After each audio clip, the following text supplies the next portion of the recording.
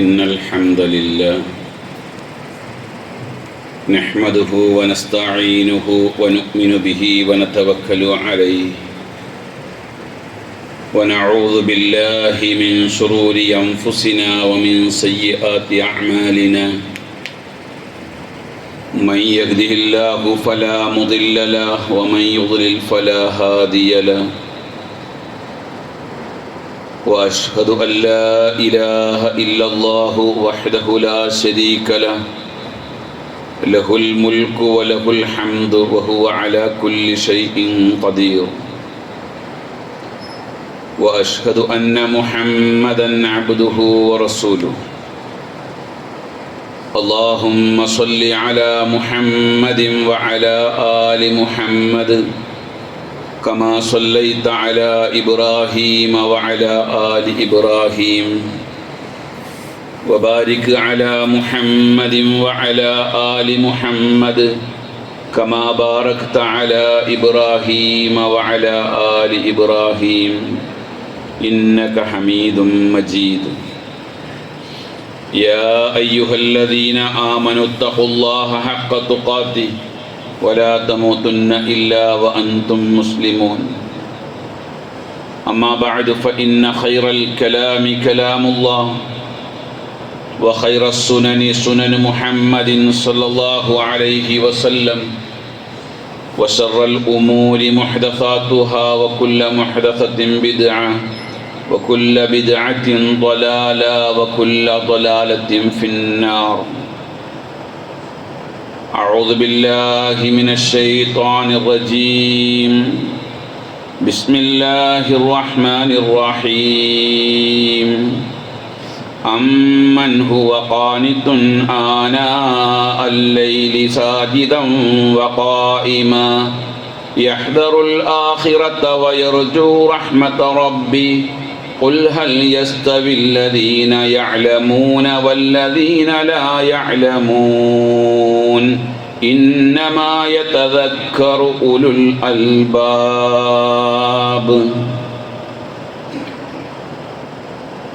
പ്രപഞ്ച സൃഷ്ടാവായ അള്ളാഹുവിൻ്റെ വിധിവിലക്കുകളും നിയമനിർദ്ദേശങ്ങളും ജീവിതത്തിൻ്റെ എല്ലാ മേഖലകളിലും പ്രത്യേകിച്ച് നമ്മുടെ രഹസ്യ ജീവിതങ്ങളിൽ സൂക്ഷിച്ചു പാലിച്ച് ജീവിക്കുകയും അള്ളാഹുവിൻ്റെ തൃപ്തിയും പൊരുത്തവും നേടുന്ന നല്ലവരായ അടിമകളാകാൻ നാം പരമാവധി പരിശ്രമിക്കുകയും അതിനുവേണ്ടി പ്രാർത്ഥിക്കുകയും ചെയ്യുക. അല്ലാഹു തആല നമുക്ക് ഈ വസിയത്തനുസരിച്ച് ജീവിതത്തെ ക്രമീകരിക്കാൻ തൗഫീഖ് തന്ന് അനുഗ്രഹിക്കുമാറാകട്ടെ. പ്രിയമുള്ള മുഅ്മിനുകളെ, മുഅ്മിനാത്തുകളെ, നമ്മളുടെ നാട്ടിൽ വിദ്യാലയങ്ങളിൽ പുതിയ അധ്യയന വർഷം ആരംഭിക്കുകയാണ്. വളരെ ഗൗരവമുള്ള പല വിഷയങ്ങളും പറയേണ്ടുന്ന ഒരു സമയമാണ് ഇത്. എങ്കിലും പുതിയ അധ്യയന വർഷം ആരംഭിക്കുമ്പോൾ രക്ഷിതാക്കളും വിദ്യാർത്ഥികളും വളരെ ശ്രദ്ധയോടെ അറിഞ്ഞിരിക്കേണ്ടുന്ന ചില പ്രധാനപ്പെട്ട കാര്യങ്ങൾ ഉണർത്തേണ്ടതുണ്ട്. നമ്മുടെയെല്ലാം വിദ്യാഭ്യാസ മേഖലകൾ മുൻകാലങ്ങളെ അപേക്ഷിച്ച് സജീവമാണ്. മുമ്പൊക്കെ ഒരു കുട്ടിയെ സ്കൂളിൽ ചേർക്കണമെങ്കിൽ അധ്യാപകർ, അതേപോലെ ഉത്തരവാദിത്തപ്പെട്ടവർ വീടുകളിൽ കയറി ഇറങ്ങി നിർബന്ധിച്ചു കൊണ്ടുപോയി ചേർക്കുന്നൊരു സാഹചര്യം ഉണ്ടായിരുന്നു. ഇന്നത് മാറി. പ്രസവിക്കപ്പെട്ട കുഞ്ഞ്, ആ കുഞ്ഞിന് 3 വയസ്സാകുമ്പോഴേക്കും ഏത് വിദ്യാഭ്യാസ സ്ഥാപനത്തിൽ അഡ്മിഷൻ മേടിക്കണം എന്ന ചിന്തയും ചർച്ചയും നടക്കുന്നൊരു കാലഘട്ടമാണിത്. രക്ഷിതാക്കളുടെ ചിന്താഗതിയിലെല്ലാം വലിയ മാറ്റങ്ങളാണ് വന്നിട്ടുള്ളത്. ഈ രാജ്യത്തെ, അതല്ലെങ്കിൽ നമ്മുടെ നാട്ടിലെ വിദ്യാഭ്യാസം പോരാ എന്ന് ചിന്തിച്ചുകൊണ്ട് ലക്ഷക്കണക്കിന് രൂപ മുടക്കി ലോണെടുത്തും കടം വാങ്ങിയും പ്രോപ്പർട്ടീസ് വിറ്റും എല്ലാം പണം സമ്പാദിച്ച് അത് ചെലവാക്കി വിദ്യാഭ്യാസം വാങ്ങിക്കൊടുക്കുകയാണ്, വിദേശ രാജ്യങ്ങളിൽ കൊണ്ടുപോയി പഠിപ്പിക്കുകയാണ് രക്ഷിതാക്കൾ. ഇങ്ങനെ വിദ്യാഭ്യാസ മേഖലയിൽ വലിയ മാറ്റങ്ങൾ വന്നിരിക്കുന്ന ഒരു കാലഘട്ടത്തിലാണ് നമ്മൾ ജീവിക്കുന്നത്. തൻ്റെ മകൻ, തൻ്റെ മകൾ ഏറ്റവും ഉന്നത വിദ്യാഭ്യാസം നേടണമെന്ന ഒരു ശാഠ്യം രക്ഷിതാക്കളിൽ ഉണ്ടായിട്ടുണ്ട്. അൽഹംദുലില്ലാഹ്, അങ്ങനെ ഒരു മാറ്റങ്ങളൊക്കെ ഉണ്ടായത് വളരെ ശ്ലാഘനീയമായ കാര്യങ്ങൾ തന്നെയാണ്. എന്നാൽ ആധുനിക വിദ്യാഭ്യാസം മനുഷ്യനെ ധാർമ്മികമായി ഉയർത്തിയോ ഇല്ലയോ എന്ന് ചിന്തിച്ചു നോക്കിയിട്ടുണ്ടോ? ധാർമ്മികമായി നമ്മുടെ മക്കൾ, അതല്ലെങ്കിൽ ഈ തലമുറ ആധുനിക വിദ്യാഭ്യാസം നേടിയതിന് ശേഷം അവർ പുരോഗതി പ്രാപിച്ചിട്ടുണ്ടോ എന്ന് ചോദിച്ചാൽ അതിന് സമകാലിക വാർത്തകൾ മാത്രം വായിച്ചാൽ മതി, ഇല്ല എന്ന് മറുപടിക്ക്. എത്രത്തോളം എന്ന് വെച്ചാൽ നമ്മുടെ മക്കൾ 7ാം ക്ലാസ് കഴിഞ്ഞാൽ രക്ഷിതാക്കളുടെ മനസ്സിൽ അവരെ പറ്റിയുള്ള ആശങ്ക നാം വിടുകയാണ്. വിദ്യാഭ്യാസ സ്ഥാപനങ്ങളുമായി ബന്ധപ്പെട്ട് പ്രവർത്തിക്കുന്നു എന്ന ഒരു അനുഭവം ഉള്ളത് കൊണ്ട് തന്നെയാണ് ഞാനിത് പറയുന്നത്. എത്ര ആളുകളാണ് അന്വേഷിച്ചു വരുന്നത്. ഈ കുട്ടിക്ക് വിദ്യാഭ്യാസം കൊടുക്കുന്നിടത്ത് അവർക്ക് സംഭവിച്ചു പോയ പിഴവുകൾ, അതുപോലെ തന്നെ മക്കളിൽ നിന്ന് ധാർമ്മിക ബോധം നഷ്ടപ്പെട്ടുകൊണ്ടിരിക്കുന്നു എന്ന ചിന്താഗതി രക്ഷിതാക്കളെ ആശങ്കയിലാക്കിയിരിക്കുകയാണ്. കാരണം എന്താണെന്ന് വെച്ചാൽ ഇന്ന് നമ്മളുടെ പല കലാലയങ്ങളും പല വിദ്യാഭ്യാസ സ്ഥാപനങ്ങളും ഏറ്റവും കൂടുതൽ ലഹരി വസ്തുക്കളുടെയും സെക്സ് റാക്കറ്റുകളുടെയും കയ്യിൽ അകപ്പെട്ടിരിക്കുകയാണ്. ഏതെല്ലാം സ്ഥാപനങ്ങളാണ് എന്ന് ചൂണ്ടിക്കാണിച്ചു തരാൻ പോലും കഴിയുന്ന തരത്തിൽ നമ്മുടെ പരിസരങ്ങളിൽ അത് വ്യാപകമായിക്കൊണ്ടിരിക്കുകയാണ്. ഇതിൽ മഹാഭൂരിപക്ഷവും മുസ്ലിമീങ്ങളാണ് എന്നുള്ളത് കൊണ്ടാണ് ഇന്നത്തെ ഖുത്ബയിൽ ഈ വിഷയത്തെ സംബന്ധിച്ച് നിങ്ങളുടെ ശ്രദ്ധ ഞാൻ കൊണ്ടുവരുന്നത്. എന്തുകൊണ്ടാണ് ഇങ്ങനെ ഒരു സാഹചര്യം നമ്മളുടെ തലമുറയിൽ, നമ്മുടെ മക്കളിൽ ഉണ്ടായി തീർന്നിട്ടുള്ളത് എന്ന് ആരെങ്കിലും ചിന്തിച്ചു നോക്കിയിട്ടുണ്ടോ? അതിന്റെ കാരണം പരിധി നോക്കിയിട്ടുണ്ടോ?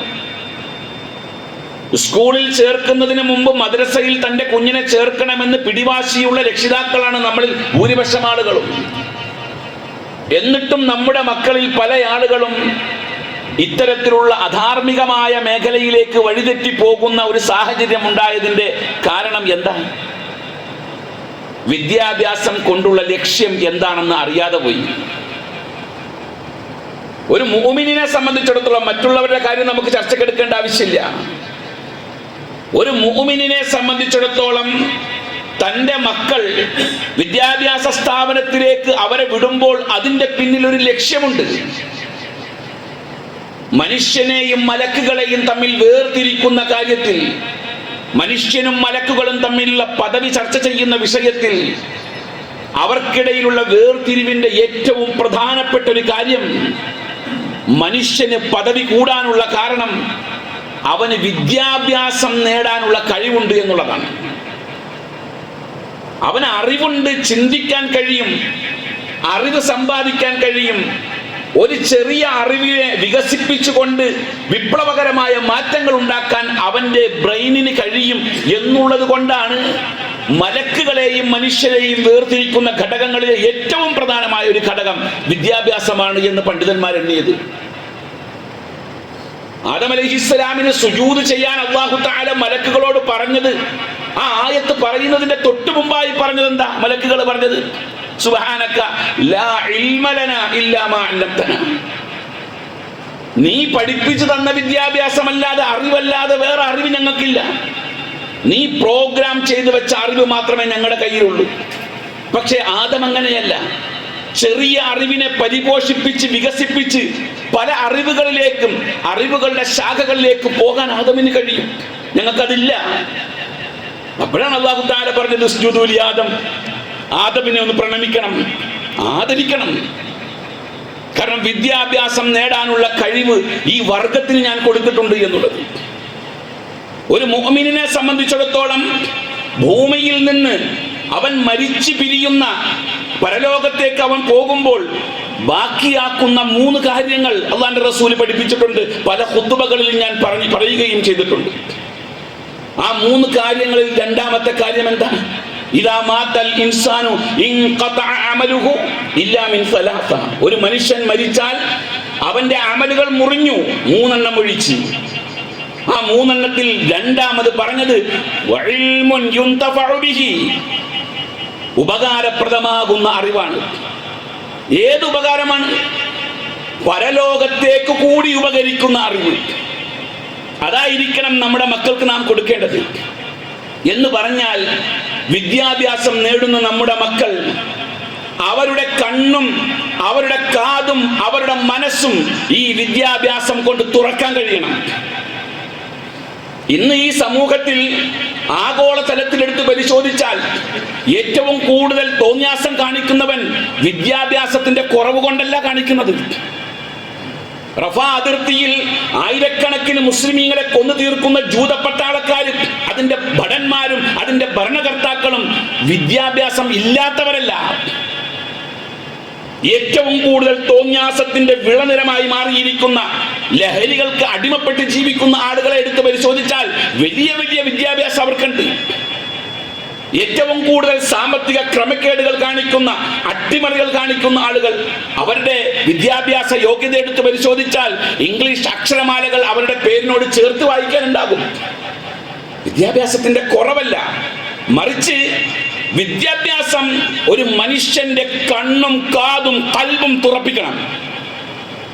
അല്ലെങ്കിൽ അവൻ മൃഗത്തെ പോലെ തന്നെയാണ്. ലഹും ഖുലൂബുൻ ലാ യഫ്ഖഹൂന ബിഹാ, അവർക്ക് ഹൃദയങ്ങളുണ്ട്, അവർ ചിന്തിക്കുന്നില്ല. വലഹും അഅ്യുനുൻ ലാ യുബ്സിറൂന ബിഹാ, കണ്ണുകളുണ്ട്, കാണുന്നില്ല. വലഹും ആദാനുൻ ലാ യസ്മഊന ബിഹാ, ചെവികളുണ്ട്, കേൾക്കുന്നില്ല. ഖുർആന്റെ ആ പ്രയോഗം വല്ലാത്തൊരു പ്രയോഗം.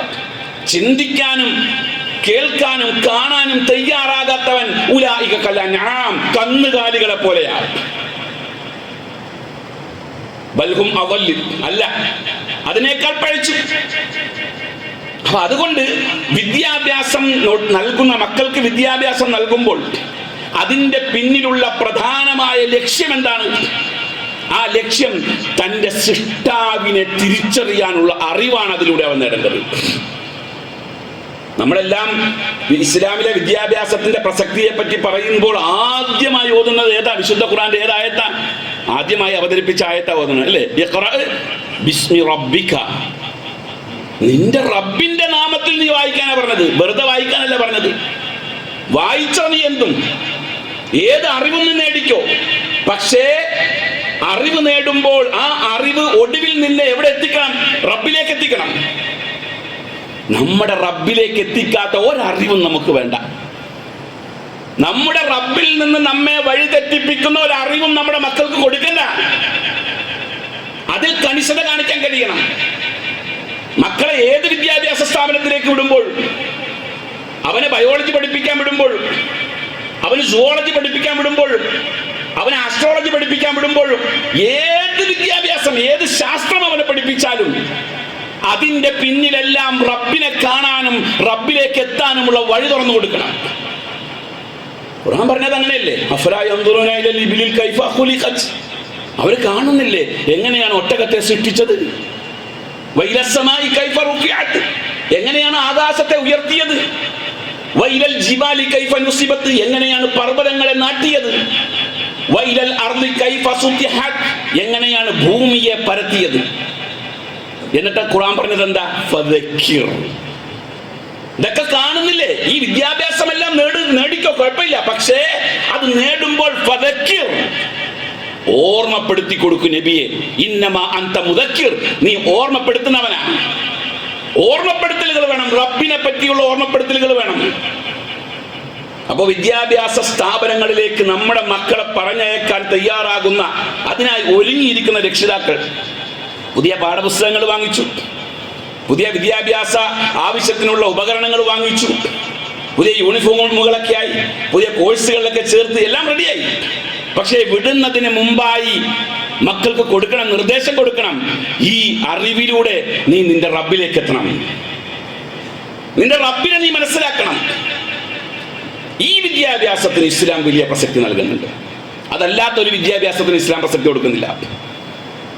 ഏത് വിദ്യാഭ്യാസം നേടിയാലും റബ്ബിലേക്ക് എത്തുന്ന വിദ്യാഭ്യാസമാണോ ആ വിദ്യാഭ്യാസം തലബുൽ ഇൽമി ഫരീദത്തുൻ അലാ കുല്ലി മുസ്ലിം. അങ്ങനത്തെ വിദ്യാഭ്യാസം എല്ലാ മുസ്ലിമും നേടൽ നിർബന്ധമാണ്. നിർബന്ധമാണെന്ന് പറഞ്ഞാൽ ഫർള് ഐനാണ്, ഓരോ വ്യക്തിയും നേടണം. സമൂഹത്തിൽ ഒരാൾ നേടിയതുകൊണ്ട് മാത്രം കാര്യമില്ല, എല്ലാവരും ആ വിദ്യാഭ്യാസം നേടണം. റബ്ബിലേക്ക് എത്താനുള്ള അറിവ്. ഒരിക്കൽ നബി സല്ലല്ലാഹു അലൈഹി വസല്ലം പറഞ്ഞു, ഇദാ മറർതും ബിരിയാദിൽ ജന്നത്തി ഫർതഉ. നിങ്ങൾ സ്വർഗത്തിന്റെ തോട്ടത്തിലൂടെ പോയാൽ അതിൽ നിങ്ങൾ കയറണം കേട്ടോ എന്ന് പറഞ്ഞു. സ്വർഗത്തിലെ തോട്ടത്തിലൂടെ പോയാൽ കയറണം. അല്ലാഹു റസൂലിനോട് ചോദിച്ചു, യാ റസൂലല്ലാഹ് വമാ റിയാദുൽ ജന്ന, എന്താ ഈ സ്വർഗത്തിലെ തോട്ടം എന്നുകൊണ്ട് ഉദ്ദേശിക്കുന്നത് എന്താ? ഖാല, നബി സല്ലല്ലാഹു അലൈഹി വസല്ലം പറഞ്ഞു, മജാലിസുൽ ഇൽം, വിദ്യാഭ്യാസം കൊടുക്കുന്ന സ്ഥലങ്ങളാണ്. ഈ ഹദീസിനെ ആധുനിക പണ്ഡിതന്മാർ വിശദീകരിച്ചത്, ഒരു മുഅ്മിനിനെ സംബന്ധിച്ചിടത്തോളം കലാലയം സ്വർഗത്തിലെ പൂന്തോട്ട. നമ്മുടെ കലാലയങ്ങൾ സ്വർഗത്തിലെ പൂന്തോട്ടാണ്. ഭയല്ലേ മക്കളെ വിടാൻ? അറിവ് പഠിക്കാൻ വിടുന്ന ഇടത്തെ സ്വർഗത്തിലെ പൂന്തോട്ടം എന്ന് പഠിപ്പിച്ചു. ആകെ സ്വർഗത്തിലെ പൂന്തോട്ടം എന്ന് പറഞ്ഞ 2 സ്ഥലങ്ങളേ ഉള്ളൂ. ഒന്ന് അള്ളാന്റെ റസൂലിന്റെ വീടിന്റെയും മിമ്പറിന്റെയും ഇടയിലുള്ള സ്ഥലം. മാ ബൈന ബൈതി വ മിൻബരി റൗദത്തുൻ മിൻ റിയാദിൽ ജന്ന. എൻ്റെ വീടിന്റെയും എൻ്റെ മിമ്പറിന്റെയും ഇടയിലുള്ള സ്ഥലം റൗദയാണ്. മദീനയിലൊക്കെ പോയാൽ അവിടെ കയറാൻ വേണ്ടി അടി ഉണ്ടാക്കുന്നുണ്ട്. ഭയങ്കര പ്രശ്നമാണ് അവിടെ കയറാൻ വേണ്ടി. അത് അവിടെ കയറണമെങ്കിൽ മുൻകൂട്ടി അനുവാദം വാങ്ങിച്ചിരിക്കണം. ഇപ്പൊ ആപ്പെല്ലാം ഇൻസ്റ്റാൾ ചെയ്ത് പെർമിറ്റ് എടുത്തിരിക്കണം. അത്രയധികം ആളുകൾ അതിൻ്റെ ഉള്ളിലേക്ക് കയറാൻ പോവുക. അതേ റൗദത്തുൻ മിൻ റിയാദിൽ ജന്ന, വിദ്യാഭ്യാസത്തിന്റെ സ്ഥലം, അറിവ് കൊടുക്കുന്ന സ്ഥലം സ്വർഗത്തിലെ തോട്ടമാണെന്ന് പറഞ്ഞു. പക്ഷെ അവിടെ കയറാൻ ആളുണ്ടാ? അവിടെ കയറാൻ ആളില്ല. മനുഷ്യരുടെ ചിന്താഗതിയിൽ മാറ്റം ഉണ്ടാക്കണം. അങ്ങനെ ഒരു വിദ്യാഭ്യാസം നേടിയ ഒരാൾ, ആ റബ്ബിനെ പറ്റി പഠിച്ച് റബ്ബിനെ പറ്റി അറിയുന്ന ഒരാൾ, അവനെ പറ്റിയാണ് ഖുർആൻ പറഞ്ഞത്. ഞാൻ തുടക്കത്തിൽ പാരായണം ചെയ്തത്. ഖുൽ, പറയൂ, ഹൽ യസ്തവില്ലദീന യഅലമൂന വല്ലദീന ലാ യഅലമൂൻ. ഈ അറിവ് നേടിയവനും ആ അറിവ് നേടാത്തവനും സമമാകുമോ? ഇസ്ലാമിൽ വേർതിരിവില്ല, എല്ലാ കാര്യത്തിലും വേർതിരിവില്ല. പക്ഷേ പണ്ഡിതന്റെയും പണ്ഡിതൻ അല്ലാത്തവരുടെയും ഇടയിൽ വേർതിരിവുണ്ട്. കാരണം പണ്ഡിതനെ സംബന്ധിച്ച് ഖുർആൻ പറഞ്ഞത്, ഈ അറിവ് നേടിയവനെ സംബന്ധിച്ച് ഖുർആൻ പറഞ്ഞത്, യർഫഇല്ലാഹുല്ലദീന ആമനൂ മിൻകും വല്ലദീന ഊതുൽ ഇൽമ ദറജാത്ത്. നിങ്ങളിൽ നിന്ന് വിശ്വാസം സ്വീകരിക്കുകയും അറിവ് നേടുകയും ചെയ്ത ആളുകൾക്ക് ഉന്നതമായ പദവിയിലേക്ക് അല്ലാഹു അവരെ ഉയർത്തിയിട്ടുണ്ട്. പദവിയുള്ള ആൾക്കാരാണ്. അപ്പൊ നമ്മളുടെ വിദ്യാഭ്യാസം, നാം നേടുന്ന വിദ്യാഭ്യാസം, റബ്ബിലേക്ക് എത്താനുള്ള ഏതൊരു വിദ്യാഭ്യാസമാണ് എങ്കിലും ആ വിദ്യാഭ്യാസത്തിനായിരിക്കണം നാം പ്രാധാന്യം നൽകേണ്ടത്. ഏത് കോഴ്സിൽ ചേർന്നാലും അതിലൂടെ അവൻ ഈ അറിവിലേക്ക് എത്താൻ കഴിയണം. അതിനുള്ള ബേസിക് നമ്മുടെ മക്കൾക്ക് കൊടുക്കണം. കാരണം ഈ അറിവ് അത് ആരെങ്കിലും അവന്റെ ചിന്തയിൽ മെനഞ്ഞുണ്ടാക്കിയ അറിവല്ല, മറിച്ച് അത് അനന്തരമായി കിട്ടിയ അറിവാണ്. മഹാനായ അബൂ ഹുറൈറ റളിയല്ലാഹു അൻഹു നബി സല്ലല്ലാഹു അലൈഹി വസല്ലമയുടെ ഹദീസുകൾ, ഏകദേശം 5374 ഹദീസുകൾ നമ്മെ പഠിപ്പിച്ച മഹാനായ സഹാബിയാണ് അബൂ ഹുറൈറ റളിയല്ലാഹു അൻഹു.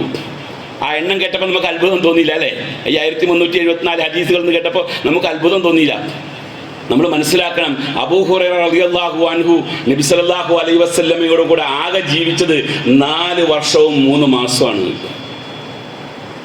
ഈ 4 വർഷവും 3 മാസവും കൊണ്ട് അദ്ദേഹം നേടിയ അറിവാണ് 5374ഓളം ഹദീസുകൾ. അദ്ദേഹം അൻസാരിയ, മദീനക്കാരൻ, മദീനയിൽ വന്ന് ഇസ്ലാം മതം സ്വീകരിച്ച ആളാണ്. എന്നാൽ മക്കയിൽ നിന്ന് തന്നെ ഇസ്ലാം മതം സ്വീകരിച്ച ഉമർ ഇബ്നുൽ ഖത്താബ് റളിയല്ലാഹു അൻഹുവിന്റെ മകൻ അബ്ദുല്ലാഹ് ഇബ്നു ഉമർ റളിയല്ലാഹു അൻഹു ആകെ നേടിയത് 2600 ഹദീസാണ്. പാണ്ഡിത്യത്തിൽ അബൂ ഹുറൈറയാണ് മികച്ചു നിൽക്കുന്നത്. നബി സല്ലല്ലാഹു അലൈഹി വസല്ലമയുടെ ഹദീസുകൾ റിപ്പോർട്ട് ചെയ്യുന്ന വിഷയത്തിൽ ഒരിക്കൽ അദ്ദേഹം അങ്ങാടിയിലേക്ക് മാർക്കറ്റിലേക്ക് പോയൊരു സംഭവം ഇമാം തബ്റാനി അദ്ദേഹത്തിന്റെ മുജമ്മുൽ ഔസത്തിൽ പറയുന്നുണ്ട്. അദ്ദേഹം പറയുന്നുണ്ട്, അബൂ ഹുറൈറ റളിയല്ലാഹു അൻഹു അങ്ങാടിയിലേക്ക് പോയി, മാർക്കറ്റിലേക്ക് ചെന്നു. അദ്ദേഹം അങ്ങാടിയിൽ ഉറക്കെ വിളിച്ചു ചോദിച്ചു, യാ അഹ്ല സൂഖ് മാ അഅജസകും, അല്ലയോ അങ്ങാടിയിലെ കച്ചവടക്കാരെ, വാണിഭക്കാരെ, മാ അഅജസകും, നിങ്ങൾ എത്ര കഴിവില്ലാത്തവരായിപ്പോയി. അവർ ചോദിച്ചു, എന്തു പറ്റി അബൂ ഹുറൈറ? അദ്ദേഹം പറഞ്ഞു, ദാക മീറാസു റസൂലില്ലാഹി സ്വല്ലല്ലാഹു അലൈഹി വസല്ലം യഖ്സിമു വ അൻതും ഹാഉനാ ലാ തദ്ഹബൂന ഫതഅഖുദൂന നസീബക്കും മിൻഹു. അള്ളാന്റെ റസൂലിന്റെ സ്വത്ത് ഓഹരി ചെയ്യുമ്പോൾ അത് മേടിക്കാൻ പോകാതെ ഇവിടെ കച്ചവടം ചെയ്തിരിക്കുകയാണോ? റസൂലുള്ളാഹിയുടെ മുതൽ ഓഹരി ചെയ്യുന്നുണ്ട്. അവർ ചോദിച്ചു, എവിടെയാണ്? പള്ളിയിൽ ഇരിപ്പുണ്ടോ, വിതരണം ചെയ്തുകൊണ്ടിരിക്കുകയാണ്. കച്ചവടക്കാർ അതൊക്കെ കച്ചവടം ഉപേക്ഷിച്ചിട്ട് നേരെ പള്ളിയിലേക്ക് പോയി.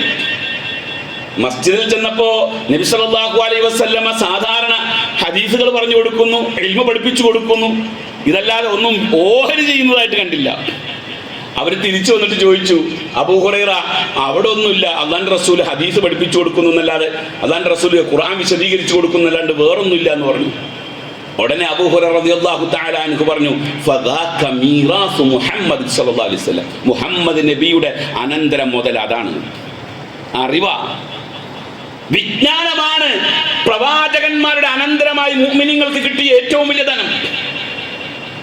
അതുകൊണ്ട് തന്നെയാണ് അല്ലാഹുവിന്റെ റസൂൽ പറഞ്ഞത്, ഇന്നമൽ ഉലമാഉ വറസത്തുൽ അംബിയാ, ഉലമാക്കൾ അംബിയാക്കളുടെ അനന്തരാവകാശികളാണ് എന്ന് പറഞ്ഞാൽ അംബിയാക്കൾ അഭിമുഖീകരിച്ചതെല്ലാം ഉലമാക്കളും അഭിമുഖീകരിക്കും. അംബിയാക്കൾ കണ്ടതെല്ലാം അവരും കാണും. പ്രയാസങ്ങൾ അവർ അഭിമുഖീകരിച്ച് പ്രയാസങ്ങളുടെ നേരെ അവർ നിൽക്കേണ്ടി വരും. കാരണം അംബിയാക്കൾ, ഇന്നൽ അംബിയാ ലം യുവരിസു ദീനാറൻ വലാ ദിർഹമ, അംബിയാക്കൾക്ക് ദീനാറും ദിർഹമും അനന്തരമില്ല. മറിച്ച് ഇന്നമാ വറസുൽ ഇൽമ, അവരുടെ അനന്തര മുതൽ ഇൽമാണ്. കണ്ടോ വിദ്യാഭ്യാസത്തിന്റെ പ്രസക്തി കൊടുക്കുന്നത്?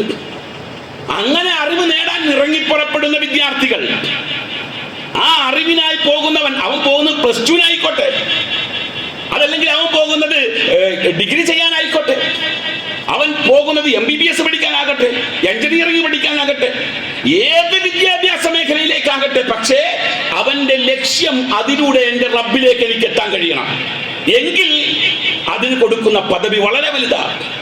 മഹാനായ ഖൈസ് ബിൻ കസീർ റഹ്മഹുല്ലാഹ് അദ്ദേഹത്തിന് ഒരു സംഭവം പറയുന്നുണ്ട്. ഖദിമ റജുലുൻ മിനൽ മദീനത്തി ഇലാ അബി ദർദാ വഹുവ ബിദിമിഷ്ക്.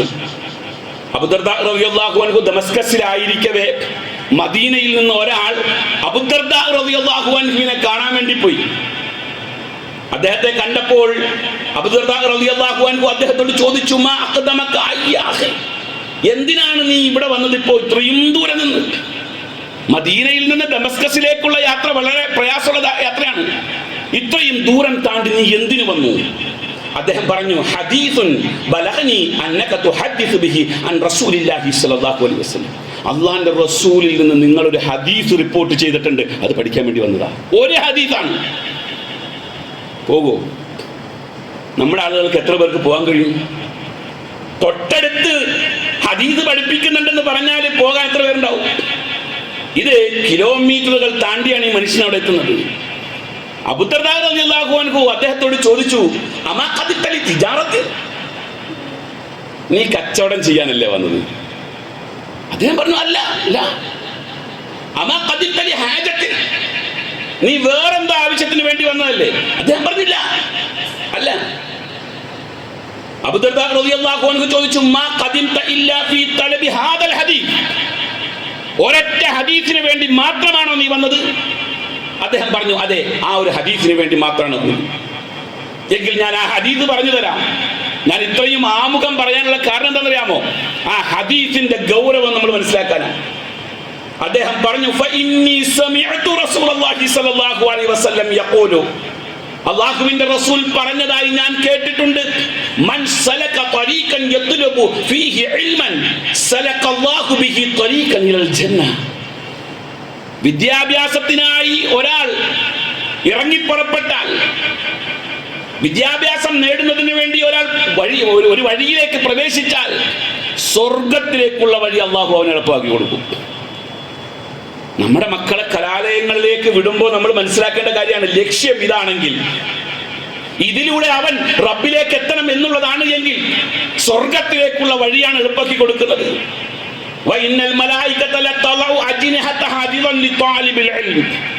വിദ്യാർത്ഥികൾക്ക് വേണ്ടി മലക്കുകൾ അവരുടെ ചിറകുകൾ താഴ്ത്തിയിട്ട് കൊടുക്കും.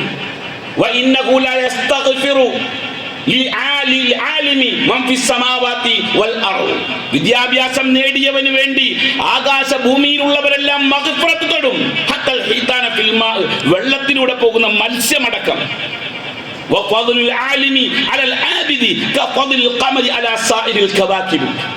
ഒരു പണ്ഡിതൻ, വിദ്യാഭ്യാസം നേടിയവൻ, അള്ളാഹുവിലേക്ക് എത്താൻ ജനങ്ങളെ വിളിക്കാൻ പ്രാപ്തമായ അറിവ് നേടിയവൻ, അവൻ നക്ഷത്രങ്ങൾക്കിടയിൽ പൂർണ്ണ ചന്ദ്രന്റെ പദവി ഏതാണുള്ളത് ആ പദവിയിലാണ് അവനുള്ളത്.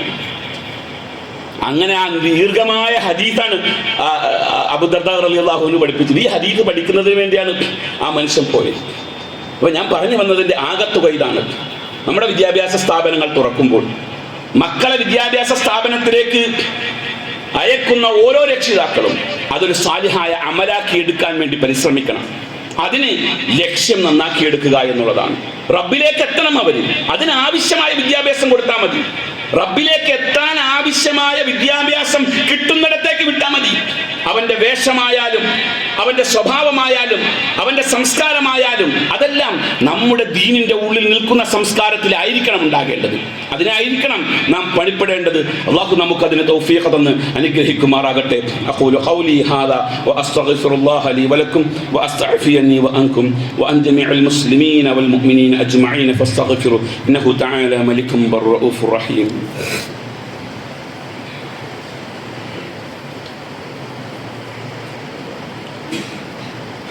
الحمد لله رب العالمين والعاقبة للمتقين ولا عدوان إلا على الظالمين وأصلي وأسلم على أشرف المرسلين وعلى آله وصحبه أجمعين أما بعد فاتقوا الله عباد الله. അള്ളാഹുവിന് തഖ്വ ചെയ്ത് ജീവിക്കണമേ എന്ന് ഒരിക്കൽ കൂടി വസിയ്യത്ത് ചെയ്യുകയാണ്. പ്രിയമുള്ള മുഅ്മിനുകളെ, മുഅ്മിനാത്തുകളെ, നമ്മൾ രക്ഷിതാക്കൾ മക്കളിൽ നന്മ ഉദ്ദേശിക്കുന്നവരാണ് എങ്കിൽ നമ്മൾ മക്കൾക്ക് ഭൗതിക വിദ്യാഭ്യാസത്തിൻ്റെ അളവിനേക്കാൾ കൂടുതൽ മതപരമായ വിദ്യാഭ്യാസത്തിന് പ്രാധാന്യം കൊടുക്കും. ഞാൻ പറഞ്ഞത് ഒന്നും കൂടെ ആവർത്തിക്കുകയാണ്. മക്കളിൽ നന്മ ഉദ്ദേശിക്കുന്നവരാണ് എങ്കിൽ ഇന്ന് ആ ഒരു അവസ്ഥ നമ്മുടെ മക്കളിൽ നടപ്പിലാക്കാൻ എത്ര രക്ഷിതാക്കൾക്ക് കഴിയുന്നുണ്ട്? മദ്രസയിൽ നിന്ന് കിട്ടുന്നത് ആകെ 1 മണിക്കൂറാണ്. ആ 1 മണിക്കൂറും തികച്ചു വിടൂല. രാവിലെ 6:30 തുടങ്ങുന്ന മദ്രസ 8 മണിക്ക് വിടുമെങ്കിൽ ആ 1.5 മണിക്കൂർ പോലും ഒരു കുട്ടിക്ക് വിദ്യാഭ്യാസം കൊടുക്കാൻ, മതവിദ്യാഭ്യാസം കൊടുക്കാൻ പല രക്ഷിതാക്കളും തയ്യാറല്ല. 6:30 വിടുന്ന രക്ഷിതാവ് മദ്രസയിലെ അധ്യാപകനെ അതല്ലെങ്കിൽ അവിടുത്തെ സദറിനെ പോയി കണ്ടിട്ട് പറയും, എൻ്റെ കുട്ടീനെ ഇവിടെ ചേർക്കണമെങ്കിൽ അവനെ 7:00 വിടണം, 1/2 മണിക്കൂർ നേരത്തെ വിടണമെങ്കിലേ ചേർക്കുള്ളൂ. ഇതാണ് നിബന്ധന. മതവിദ്യാഭ്യാസം, ഭൗതിക വിദ്യാഭ്യാസം എത്ര വേണമെങ്കിലും കൊടുത്തു. പക്ഷെ അതനുസരിച്ച് മതവിദ്യാഭ്യാസം നമ്മൾ കൊടുക്കുന്നില്ല എങ്കിൽ നമ്മുടെ മക്കളിൽ നമ്മൾ നന്മ ഉദ്ദേശിച്ചിട്ടില്ല എന്നർത്ഥം. മൻ യുരിദില്ലാഹു ബിഹി ഖൈറൻ യുഫഖിഹുഹു ഫിദ്ദീൻ. അല്ലാഹു ഒരാളിൽ ഖൈർ ഉദ്ദേശിച്ചിട്ടുണ്ട് എങ്കിൽ, നന്മ ഉദ്ദേശിച്ചിട്ടുണ്ടെങ്കിൽ, യുഫഖിഹുഹു ഫിദ്ദീൻ, അവനെ ദീനിൽ ചിന്തയുള്ളവനാക്കും, ഫഖീഹാക്കി എടുക്കും, പാണ്ഡിത്യമുള്ളവനാക്കിയെടുക്കും. നമ്മുടെ മക്കളിൽ ഖൈർ ഉദ്ദേശിക്കുന്നുണ്ട് എങ്കിൽ നമ്മൾ അവന് ദീനിയായ വിദ്യാഭ്യാസത്തിന് പ്രാധാന്യം കൊടുക്കണം. ലക്ഷ്യമൊരിക്കലും ശമ്പളമാകരുത്. എൻ്റെ മകൻ ഈ കോഴ്സ് പൂർത്തിയാക്കിയാൽ എത്ര ശമ്പളം കിട്ടും, അതിലൂടെ ജോലി സമ്പാദിച്ചാൽ അവൻ ഏത് പദവിയിലേക്ക് എത്തും, ഈ ഒരു ചിന്തയിൽ ഒരിക്കലും നമ്മൾ മക്കൾക്ക് വിദ്യാഭ്യാസം കൊടുക്കണ്ട. മറിച്ച് ഇവൻ ഈ വിദ്യാഭ്യാസത്തിലൂടെ എത്ര ധാർമ്മികമായി മുന്നോട്ട് പോകാൻ കഴിയും, ആ ധാർമ്മികമായ മുന്നോട്ട് പോകൽ ഒരു കുഞ്ഞിന് കിട്ടണമെങ്കിൽ അവന്റെ ബേസിക് എപ്പോഴും ഖുർആൻ ആയിരിക്കണം. ഖുർആൻ ബേസിക് ആയിരിക്കണം. നമ്മുടെ ആളുകൾക്ക് എന്തോ അറിയില്ല, അവരുടെ അറിവില്ലായ്മ കൊണ്ടോ ബോധപൂർവമാണെന്ന് അറിയില്ല. ഖുർആൻ കൊടുക്കുന്നിടത്ത് അവർ വളരെയധികം പിശുക്ക് കാണിക്കുന്നു. ഖുർആൻ കൊടുക്കാൻ പല ആളുകൾക്കും താല്പര്യമില്ല. എളുപ്പ വഴിയിലൂടെ ഖുർആൻ പഠിക്കാനുള്ള മാർഗം ഉണ്ടെന്ന് അന്വേഷിക്കുന്നത്. സോഷ്യൽ മീഡിയയിലേക്ക് അത് സജീവമാണ്. എളുപ്പ വഴി കൂടെ പഠിപ്പിക്കാൻ. എന്തുകൊണ്ട് ബേസിക് ഖുർആനാക്കുന്നില്ല? അല്ലാഹു തആല, അല്ലാഹുവിന്റെ റസൂൽ പറഞ്ഞു, ഖൈറുക്കും മൻ തഅല്ലമൽ ഖുർആന വഅല്ലമഹു. നിങ്ങളിൽ ഏറ്റവും ഖൈർ, നന്മയുള്ളവൻ, ഏറ്റവും ഉത്തമനാരാ? മൻ തഅല്ലമൽ ഖുർആന വഅല്ലമഹു. ഖുർആൻ പഠിക്കുകയും പഠിപ്പിക്കുകയും ചെയ്യുന്നവനാണ്. പക്ഷേ ഖുർആൻ പഠിപ്പിക്കുന്നിടത്ത് പലരും പരാജയപ്പെടുക. ഞാൻ വെറുതെ ചോദിക്കുകയാണ്, അതായത് നിങ്ങൾ നിങ്ങളുടെ കൽബിൽ കൊണ്ട് നടക്കാൻ വേണ്ടി ഒരു വാക്കായിട്ട് ഞാൻ ചോദിക്കുകയാണ്. നമുക്കും നമ്മുടെ കൂട്ടത്തിലെ നമ്മുടെ മക്കൾക്കും നമ്മുടെ കുടുംബത്തിലെ എത്ര പേർക്കും പരിശുദ്ധ ഖുർആൻ അതിൻ്റെ പൂർണ്ണമായ നിയമമനുസരിച്ച് ഒരു പേജ് ഓതാൻ കഴിയും? ഈ ചോദ്യം ചോദിച്ചാൽ എത്ര പേർക്ക് കൈ ഉയർത്താൻ പറ്റും? അപൂർവമാണ്. കുറഞ്ഞ ആളുകൾക്ക് കൈ ഉയർത്താൻ പറ്റും. 200 രക്ഷിതാക്കൾ പങ്കെടുത്ത ഒരു സദസ്സിൽ ഈ ചോദ്യം ചോദിച്ചു. ഈ 200 രക്ഷിതാക്കളിൽ നിന്ന് 2 രക്ഷിതാക്കളെ കൈപൊന്തിച്ചുള്ളൂ. ഒരു നല്ല ഖാരിഇന്റെ മുമ്പിൽ പരിശുദ്ധ ഖുർആൻ തെറ്റില്ലാതെ ഒരു പേജ് ഓതാൻ ധൈര്യമുള്ള രക്ഷിതാക്കൾ കുറവാണ്. തന്റെ മക്കൾക്ക് ഖുർആൻ പഠിപ്പിച്ചു എന്ന് പറയപ്പെടുന്ന തന്റെ മകന് ഫാത്തിഹ പോലും തെറ്റില്ലാതെ ഓതാൻ അറിയില്ല. അതുകൊണ്ട് സഹോദരങ്ങളെ, കാഴ്ചപ്പാടുകൾ മാറണം. മക്കൾക്ക് വിദ്യാഭ്യാസം കൊടുക്കുന്നതിനോടൊപ്പം പരിശുദ്ധ ഖുർആൻ ബേസിക് ആയി കൊടുക്കാൻ കഴിയണം. ഖുർആൻ പഠിച്ചാൽ എല്ലാം പഠിക്കും. അല്ലാഹു നമുക്ക് അതിനെ തൗഫീഖ് തന്ന് അനുഗ്രഹിക്കുമാറാകട്ടെ.